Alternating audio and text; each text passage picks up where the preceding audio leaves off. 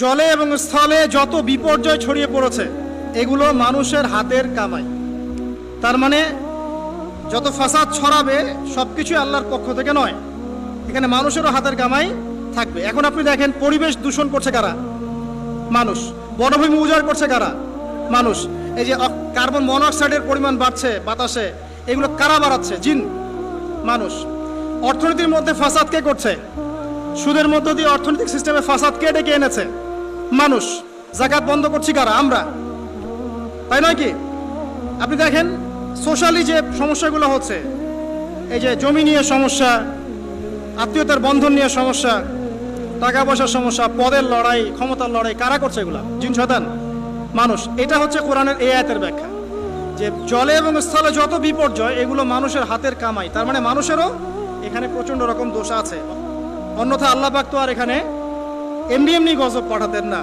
নবী সাল্লাল্লাহু আলাইহি ওয়াসাল্লাম বলছেন, যখন এই উম্মতের মধ্যে ব্যভিচার ছড়িয়ে পড়বে, যখন এই উম্মতের মধ্যে ব্যভিচার তো বোঝেন, জেনা ব্যভিচার ছড়িয়ে পড়বে, যেটা এখন রন্ধ্রে রন্ধ্রে জেনা ব্যভিচার, ঘরে ঘরে জেনা আর ব্যভিচার আর পরকীয়া চলছে, তখন সমাজে এমন কিছু রোগ ব্যাধি দেখা দিবে, এমন কিছু মহামারী আসবে যেগুলো আগে কখনো ছিল না। কোরআন এবং হাদিসের ঊর্ধ্বে কোনো কথা আছে? সবকিছু স্পষ্ট, কিন্তু মানি বা না মানি এটা আমাদের ব্যাপার, বাট শুনতে তো আপত্তি নাই। শুনতে আপত্তি আছে? আচ্ছা।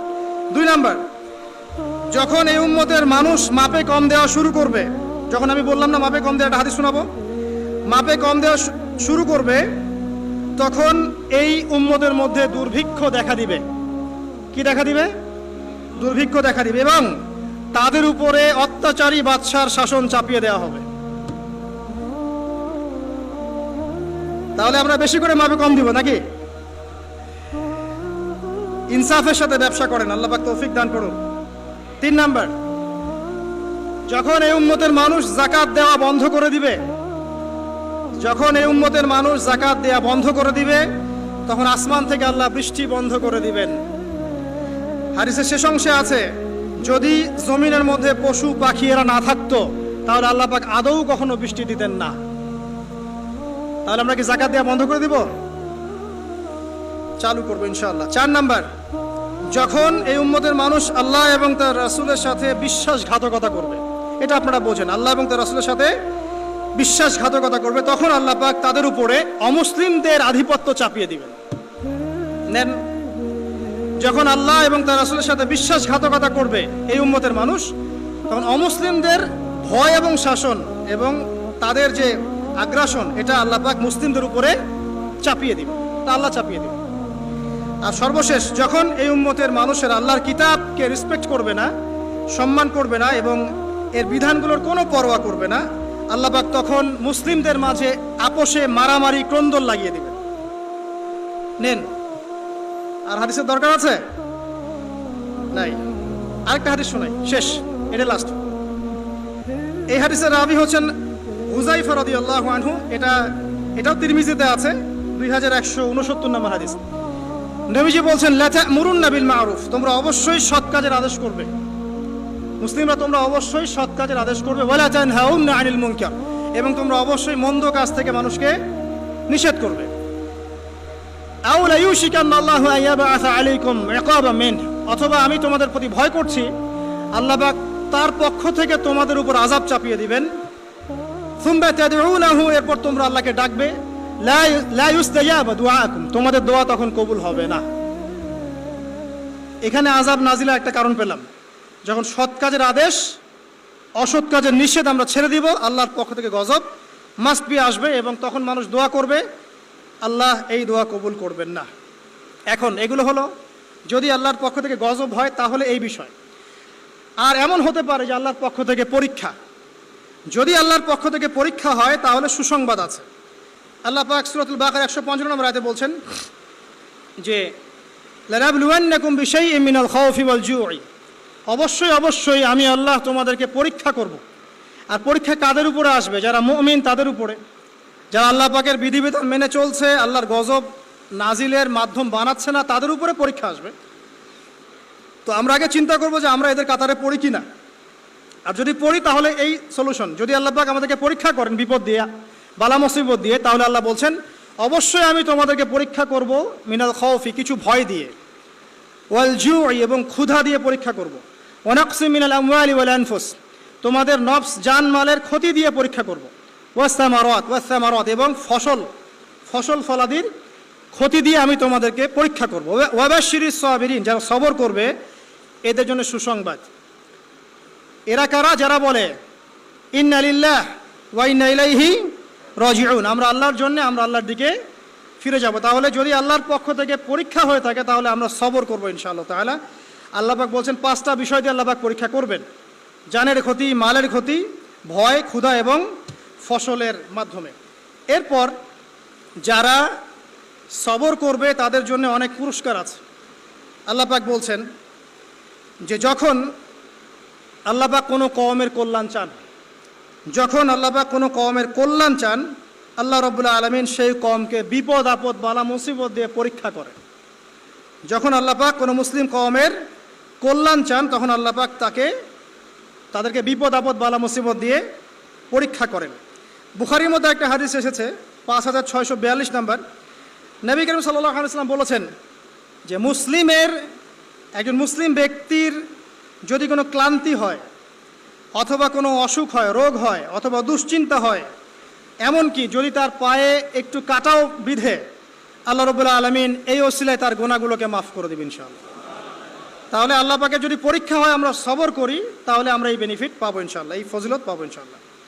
আরও আছে, রাসূলুল্লাহ সাল্লাল্লাহু আলাইহি ওয়াসাল্লাম বলেছেন আল্লাহ যখন কোনো কওমের বা কোনো বান্দার কল্যাণ চান তখন তাড়াতাড়ি তাদেরকে দুনিয়াতে পাপের শাস্তি প্রদান করেন, তাড়াতাড়ি তাদেরকে দুনিয়াতেই পাপের শাস্তি প্রদান করেন।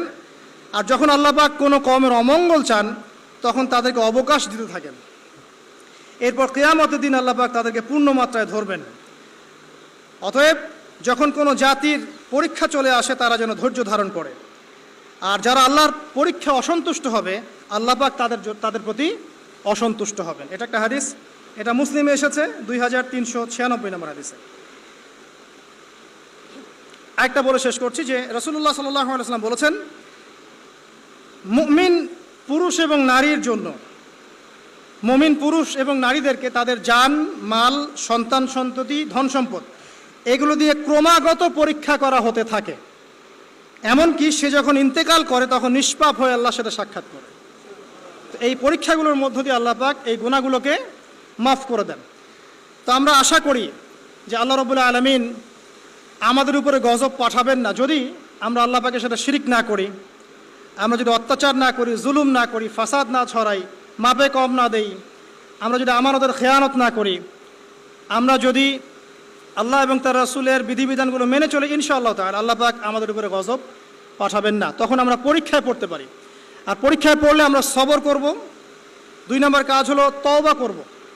তওবা করার ফলে বিপদ আপদ কেটে যাবে ইনশাআল্লাহ তাআলা। আমরা বলবো সবাই আস্তাগফিরুল্লাহাল্লাযী লা ইলাহা ইল্লা হুয়াল হাইয়ুল কাইয়্যুম ওয়া আতুবু ইলাইহি লা হাওলা ওয়ালা কুওয়াতা ইল্লা বিল্লাহিল আলিয়্যিল আযীম। আল্লাহ পাক সূরা জুমারের মধ্যে এটাও বলেছেন 53 নম্বর আয়াতে, ইয়া ইবাদিয়াল্লাযীনা আসরাফু আলা আনফুসিহিম, হে আমার বান্দারা যারা নিজেদের উপর জুলুম করেছো, লা তাকনাতু মির রাহমাতিল্লাহ, তোমরা আল্লাহর রহমত থেকে নিরাশ হয়েও না। ইন্নাল্লাহা ইয়াগফিরু যুনুবা জামিআ, আল্লাহ পাক সমস্ত গুনাহ মাফ করতে পারেন। অতএব তওবা করাটা সবচেয়ে ভালো অপশন। আগে আমরা সবর করব, বিপদ থেকে শিক্ষা নিব, তওবা করব এবং দুর্দশাগ্রস্ত মানুষের পাশে দাঁড়াবো। এখন সমকালীন যে সংকট চলছে এখানে আমরা অনুরোধ করব যাদের সামর্থ্য আছে তারা সবাই যার যার সামর্থ্য অনুযায়ী যেখানে যেখানে আমাদের ভাইরা বন্যার শিকার হয়েছেন বা যে কোনো রকম বিপদ আপদ বালা মুসিবতের শিকার হয়েছেন তাদের পাশে দাঁড়াবেন, খাবার দিয়ে, কাপড় দিয়ে, ওষুধপত্র দিয়ে বিভিন্নভাবে আপনারা তাদেরকে সেবা করবেন, তাদের পাশে দাঁড়াবেন। কারণ আল্লাহ রাব্বুল আলামিন বলেছেন একটা হাদিসের মধ্যে তার রাসূলের মাধ্যমে যে যতক্ষণ পর্যন্ত মুসলিম এক ভাই আরেক ভাইয়ের সাথে থাকে আল্লাহ পাক ততক্ষণ পর্যন্ত তার সাথে থাকেন। এবং কোনো মুসলিম যদি আরেক মুসলিমের একটা উপকার করে, একটা কষ্ট দূর করে দেয়, আল্লাহ পাকও তার দুনিয়া আখিরাতের কষ্ট দূর করে দেবেন ইনশাআল্লাহ। কোনো মুসলিম ভাই যদি অন্য কোনো মুসলিম ভাইয়ের দোষ গোপন রাখে, আল্লাহ পাক কিয়ামতের মাঠে তার দোষগুলোকে গোপন রাখবে ইনশাআল্লাহ তাআলা। অতএব শেষ কথা হচ্ছে, আসুন এই যে কোরআন থেকে আমরা বিভিন্ন জাতির আযাব এবং গজবের হিস্ট্রিগুলো জানলাম, এখান থেকে শিক্ষাগুলো হচ্ছে, এক, আমরা শিরকের পাপ থেকে তওবা করব। 1 নাম্বার, শিরকের পাপে আমরা লিপ্ত হব না ইনশাআল্লাহ। তাহলে আল্লাহ পাক আমাদের আমল নামায় শিরকের পাপ থাকলে যেন মাফ করে দেন এবং বাকি জীবন শিরক মুক্ত আমল করার তৌফিক দান করেন। দিনের মধ্যে বেদাত আছে, এগুলো থেকে আল্লাহ পাক আমাদেরকে বেঁচে থাকার তৌফিক দান করেন, কারণ বেদাতের উপর আল্লাহ পাকের গজব চলে আসে। আল্লাহ পাক আমাদেরকে সুদ থেকে বাঁচিয়ে রাখুন এবং যাকাত প্রদান করার তৌফিক দান করুন, যাতে করে আল্লাহর গজবে আমরা না পড়ি। আল্লাহ পাক আমাদেরকে মাপে কম দেওয়া থেকে বাঁচিয়ে রাখুন, সৎভাবে ব্যবসা করার তৌফিক দান করুন, যাতে করে আমরা আল্লাহর গজব থেকে বেঁচে থাকতে পারি। আল্লাহ পাক আমাদেরকে সমকামিতা, অশ্লীলতা, জেনা, ব্যভিচার, অশ্লীল গান বাজনা, ফাহিশা কাজ থেকে আল্লাহ পাক বিরত রাখুন এবং এর ফলে যে গজবগুলো আসে এগুলো থেকে আল্লাহ পাক আমাদেরকে বাঁচিয়ে রাখুন। আল্লাহ পাক আমাদেরকে বিপদ আপদে সবর করার তৌফিক দান করুন এবং এই ঘটনাগুলো থেকে শিক্ষা নেওয়ার তৌফিক দান করুন। খালেসভাবে আল্লাহর কাছে তওবা করার তৌফিক দান করুন এবং দুর্দশাগ্রস্ত মানুষের পাশে দাঁড়ানোর তৌফিক আল্লাহ পাক দান করুন। আমিন।